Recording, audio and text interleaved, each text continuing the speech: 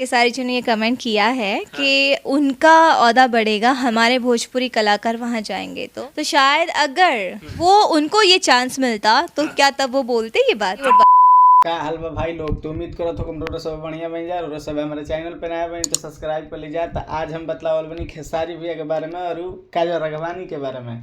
तो इन्हीं का और काजल राघवानी के एगो इंटरव्यू लिया था, तो मैं कहत तड़ी टी सीरीज से पवन भी गाना निकल गए तो कहत तड़ी खेसारी भैया गए रहतन तो उनको उतना व्यू ना गए रहे खेसारी के।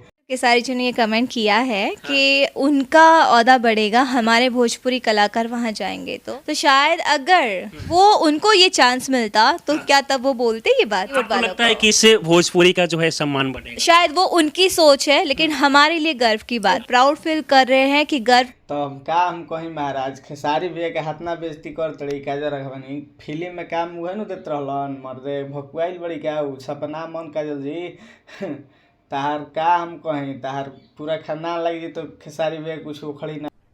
अरे कहना क्या चाहते हो? जाने गुलू काजल हल्का में मान लो खेसारी भैया के ठीक बा। खेसारी भैया एगो शेरे पैदा बने, खेसारी भैया के दबाव वाला भी कौनो जना पैदा नहीं खन भइल मरते भोजपुरी इंडस्ट्री में कह देते नहीं पवनो सिंह नहीं ना बतिए हैं खेसारी भैया के आगे।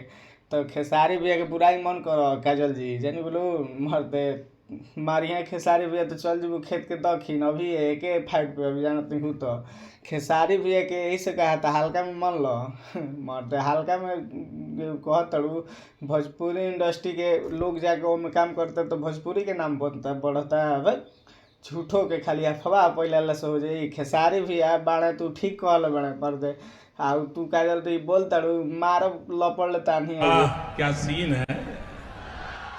अभी एके लपड़ पे काजल खेसारी भैया की शिकायत ना ठीक बा, हमारा सामने खेसारी भैया की शिकायत ना।